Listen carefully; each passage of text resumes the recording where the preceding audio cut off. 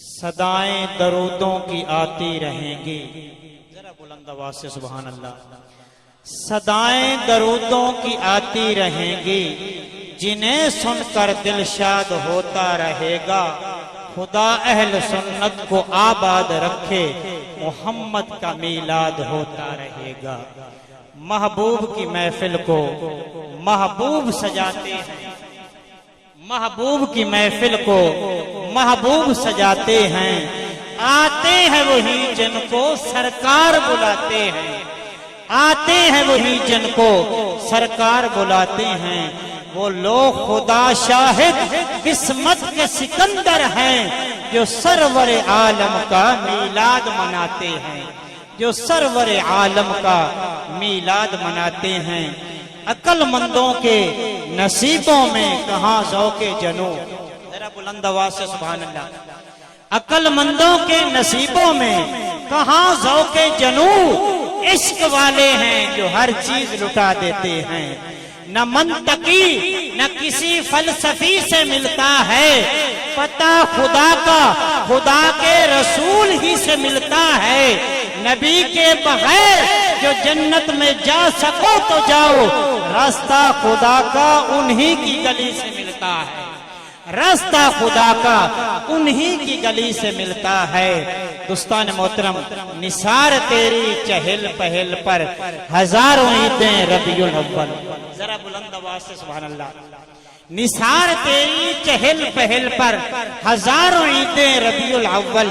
सिवाय इब्लीस के जहां में सभी तो खुशियां मना रहे हैं, सिवाय इब्लीस के जहां में सभी तो खुशियां मना रहे हैं।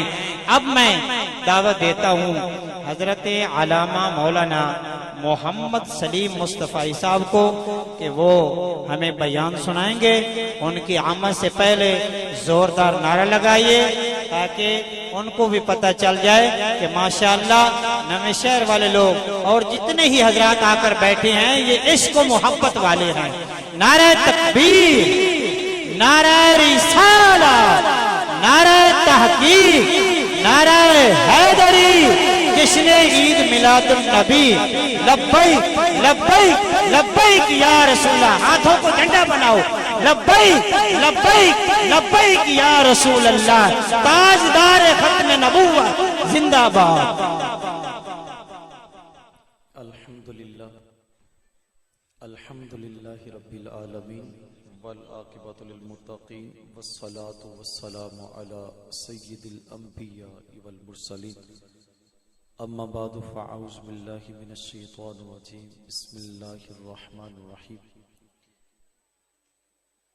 अलिफ लाम मीम ज़ालिकल किताबु ला रैब फ़ीह। सदक़ल्लाहु मौलाना अज़ीम। तमाम हम्द व सना, तारीफ़ व तौसीफ़ अल्लाह ताला की ज़ाते बाबरकत के लिए है, जो खालिक़े कायनात भी है और मालिके शश जिहाद भी। अल्लाह ताला की हम्द व सना के बाद अल्लाह के प्यारे, उम्मत के सहारे, रब के महबूब, दानाए ग़ुयूब, मालिक रक़ाब व उमम, फ़ख्र अरब व अजम, वाली कौनो मकाम, सियाह ला मकाम, सैयद इंस व जान, सरवर लाला रुखा, शहनशाह हसीना, ततिम्माए दौरा, जलवाए सुबह अज़ल, नूर ज़ाते लम यज़ल, बाइसे तकवीन आलम, फ़ख्र आदम व बनी आदम, साहिब अलम नशरा, मासूम आमिना, अहमद मुश्तबा, हज़रत मोहम्मद मुस्तफ़ा सल्लल्लाहु अलैहि वसल्लम की बारगाह में अपनी मोहब्बतों इरादतों का खिराज पेश करने के बाद आली मर्तबत सामीन मोहतरम, अस्सलामु अलैकुम व रहमतुल्लाहि व बरकातुहू। मैंने आप अहबाब के सामने कुरान मजीद की एक आयत करीमा पढ़ने का शरफ हासिल किया है। इंतहाई कलील वक़्त में मैं अपनी बात को मुकम्मल कर लूँगा, इस दुआ के साथ कि मालिक मुझे और आप अहबाब को काबिल अमल बातों पर तौफीक अमल नसीब फरमाए। इशादे बारी ताला है, अलिफ लाम मीम ज़ालिकल किताबु ला रैब फ़ीह। अलिफ लाम मीम ये हरूफ मुक़त्तिआत हैं। इसकी मुराद अल्लाह और उसका रसूल ही बेहतर जानता है।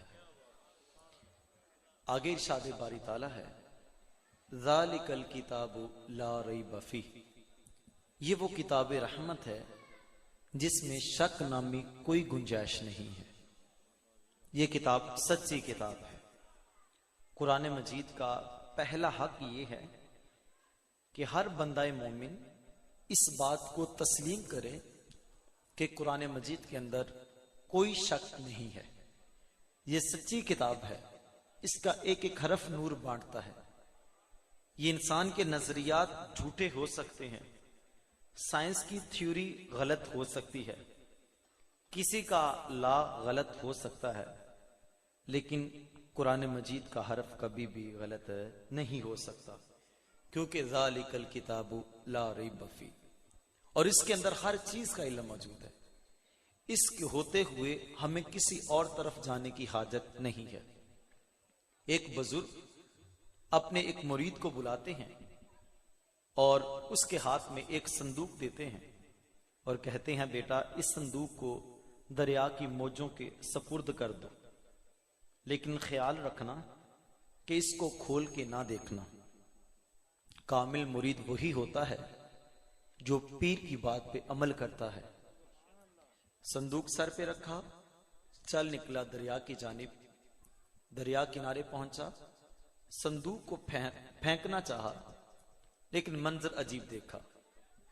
जो ही संदूक को दरिया की मौजों के सपुर्द किया तो पानी ने उसे राहें दे दी और अपनी आगोश में ले लिया।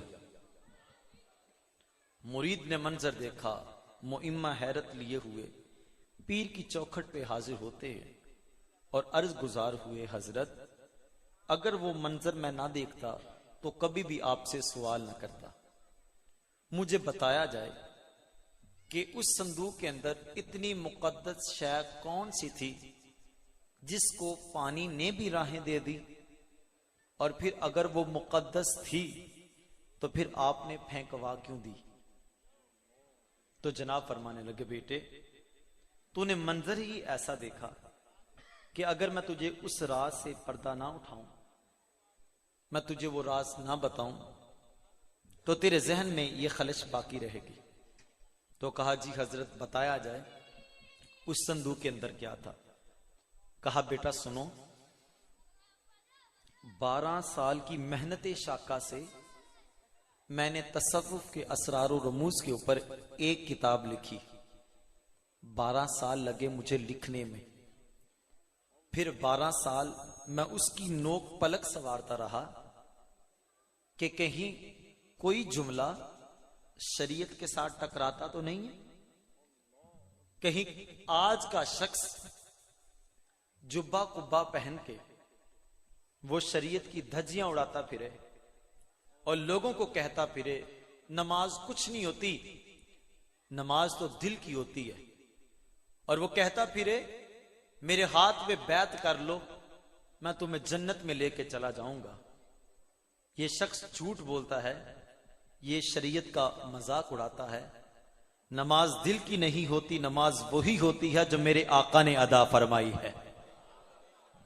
तो कहा कि मैं इसकी नोक पलक संवारता रहा कि कोई शरीयत के साथ इसका कोई जुमला ना टकराए। 12 साल लगे लिखने में, 12 साल उसकी नोक पलक संवारता रहा। फिर 12 साल मजीद सोचता रहा कि इस कुरान को, इस किताब को, ये जो मैंने लिखी है, इस किताब को उम्मत रसूल तक पहुंचाऊं या ना पहुंचाऊं। बेटा 12 साल लगे लिखने में, 12 साल लगे उसकी नोक पलक संवारने में, फिर 12 साल इसी बात में सोचता रहा कि इसको लोगों तक पहुंचाऊं या ना पहुंचाऊं। बेटा आज मैंने फैसला किया कि कुरान के होते हुए लोगों को मेरी किसी किताब की जरूरत नहीं है। कुरान ही राहे हदायत बांटता है, कुरान के अंदर ही हर चीज का इल्म मौजूद है। घर में कोई परेशानी आई है, कोई तकलीफ आई है, कोई तंगी आई है, किसी के पीछे ना भागो यार, किसी के पीछे भागने की कोई जरूरत नहीं है। मुसल्ला बिछाओ, अपनी दहलीज को रब के हुजूर रखो और कुरान को खोल के बैठ जाओ और कुरान से पूछो, कुरान तू बता मैं जिंदगी कैसे गुजारूं। कुरान मेरी रातों की नींद उड़ गई है, मुझे चैन नहीं आता, मुझे सुकून नहीं आता, मैं तो फलां शख्स के पास भी गया हूं, मैंने फलां डॉक्टर से भी मेडिसिन ली है, मैं फलां शख्स से रूहानियत का तावीज भी लेके आया हूं, कुरान तू बताना मैं जिंदगी कैसे गुजारूं। जो ही कुरान खोलोगे कुरान तुम्हें बताएगा कि दिलों का इत्मीनान तो अल्लाह ने अपने जिक्र में रखा हुआ है। कुरान मजीद पर अमल करने से आपको सुकून मिलेगा, आपको तस्कीन मिलेगी। पहला हक कुरान मजीद का यह है कि इसको लारैब जाना जाए, इसमें शक नामी कोई गुंजाइश नहीं, पहला हक। दूसरा हक, इसको ऊपर से देख के पढ़ना सीखा जाए। यार जो कुरान मजीद को पढ़ना सीखते हैं उनके पास बड़ा मलिका और कमाल होता है। ऊपर से देख के पढ़ने का बिल्कुल एहतमाम किया जाए। दूसरा हक यह है कि उसको ऊपर से देख के पढ़ना सीखा जाए। लेकिन सिर्फ आपको एक इसकी बरकत सुनाने के लिए, एक शख्स इंतकाल हो जाता है, बारिश की बिना पर कब्र में शगा पड़ गया, लोग आए, देखा साहबे कब्र के अंदर से खुशबुएं आ रही हैं और कफन भी मैला नहीं होता, जमीन मैली नहीं होती, कफन मैला नहीं होता, मोहम्मद के गुलामों का दहन मैला नहीं होता। लोग आशश कर उठे, ये इतना पकीजा शख्स है कि इसकी कब्र से खुशबुएं आ रही हैं। घर पहुंचे, घर वालों से जाके पूछा कौन सा अमल किया करता था, आज हमने इसकी कब्र से यूं खुशबुओं को देखा है। घर वालों ने कहा कि आम सा शख्स था, कोई इतनी नमाजें और कोई इतने मामलात नहीं थे, सिर्फ सादा सा शख्स था। लोगों ने कहा फिर भी बताया जाए। कहा हाँ एक बात थी, ये मेरा घर वाला, औरत कहती है मेरा घर वाला कुरान पढ़ा हुआ नहीं था, लेकिन जब रमजान आता ये नमाज फजर मस्जिद में अदा करता, फजर की अदायगी के बाद जब लोग कुरान लेके बैठ जाते तो इसके दिल में कचौके लगते, हसरत आती कि काश मैंने कुरान पढ़ना सीखा होता, आज मैं भी कुरान खोल के बैठ जाता। कहा कि ये वहां हसरत लिए हुए कुछ लम्हों के लिए वहां ठहरता, फिर घर में आता और घर में आकर अलमारी में से कुरान उठाता, उसको चूमता, सीने से लगाता और खोल के बैठ जाता और कुरान मजीद की एक एक लाइन के ऊपर यूं उंगली फेरता जाता और कहता जाता, मालिक मैं नहीं जानता क्या लिखा है, लेकिन इतना जानता हूं जो लिखा है सच लिखा है।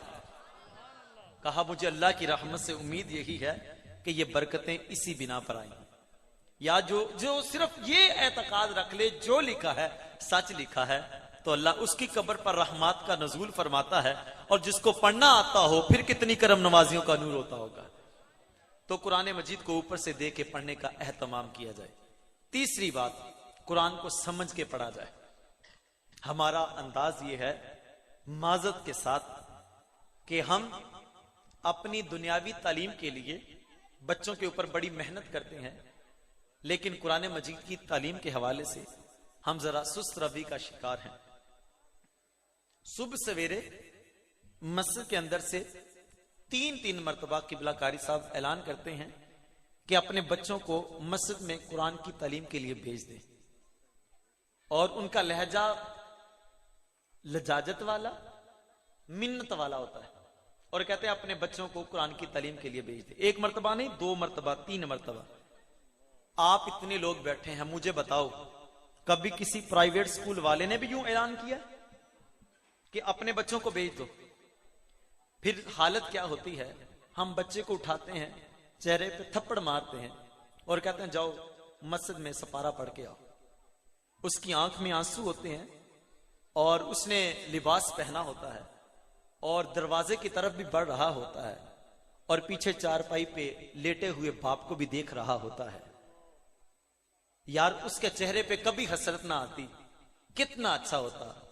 बाप खुद भी उठता, बाप बेटे को उंगली के साथ पकड़कर खुद भी मस्जिद में आता, बेटा भी खुशी खुशी मस्जिद में आता। अब मस्जिद में जाता है, 40 बच्चे हैं, एक किबला कारी साहब हैं, आधे घंटे के अंदर सबक सुनना भी है, आगे भी देना है। मुझे कोई शख्स बताए 40 मिनट के अंदर ये कैसे मुकम्मल होगा? कुछ ताखीर होगी। माएं तो दरवाजों पे आके बैठी हैं, कारी साहब ने आज ही पढ़ाना था, बच्चों ने तो स्कूल भी जाना है।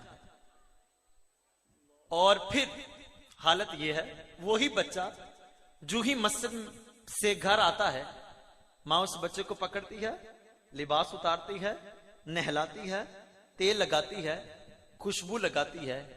बाप भी चारपाई से उठता है, बाइक पे गाड़ी में बिठाकर पॉकेट में जेब खर्ची डालता है और स्कूल के गेट के सामने उतार के आता है, माथा भी चूमता है। और फिर शाम को जब वो आता है, लंच दिया जाता है और फिर उसको ट्यूशन पढ़ाने के लिए भेज दिया जाता है।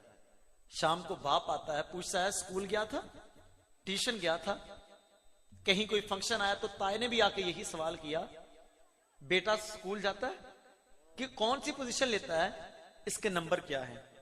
ताए ने भी यही सवाल किया, चचा ने भी यही सवाल किया।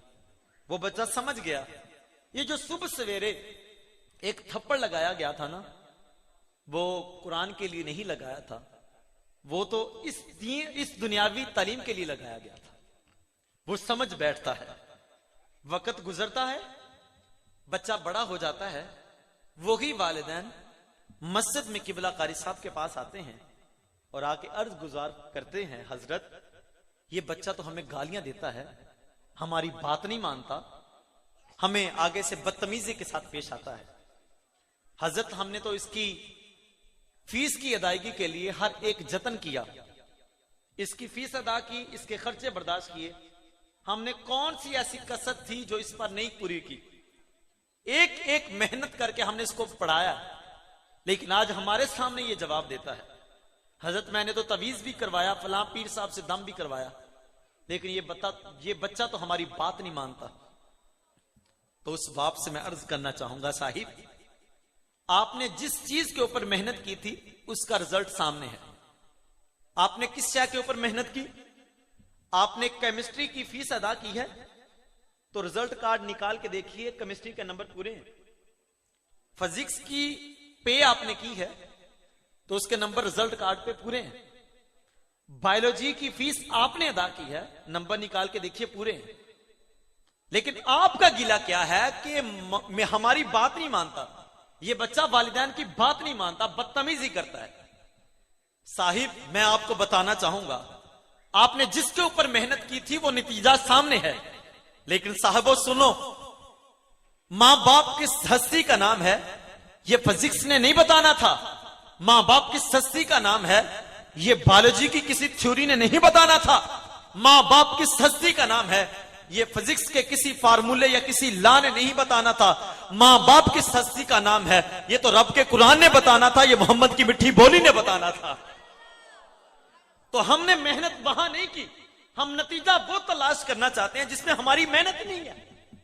तो मैं कहता हूं अपने बच्चों को दीनी तालीम भी दीजिए, जरूरत है इस मुआशरे की, डॉक्टर बनाइए, इंजीनियर बनाइए, बड़े ओहदों पे बिठाइए, लेकिन मैं कहता हूं डॉक्टर बनाने से पहले, इंजीनियर बनाने से पहले अपने बच्चे को आशिक रसूल जरूर बना लेना, ताकि वो बेटा आपके पीछे दुआ करने का तरीका जानता हो। कहीं ऐसा ना हो बाप का जनाजा सामने है, मां की मैयत सामने पड़ी है और बेटे को जनाजा नहीं आता, जाती हुई मां के साथ बेवफाई करे, रस्म दुनिया के लिए वो हाथ बांधो को हाथ बांध के खड़ा हुआ है। तो खुदारा कुरान मजीद की तालीम भी दीजिए, कुरान मजीद की तालीम भी दीजिए। एक शख्स ने बड़ी खूबसूरत बात कही थी, उन्होंने कहा कि हमने अपनी बेटियों को कुरान के साए में रुखसत तो किया, कितना अच्छा होता अगर कुरान की तालीम दे के घर से रुखसत करते। हमने कुरान से सिर्फ इतना सरोकार रखा कि हमारे बूढ़े की रूह अटक जाए, हम कहते हैं पढ़ो ना सूरह यासीन।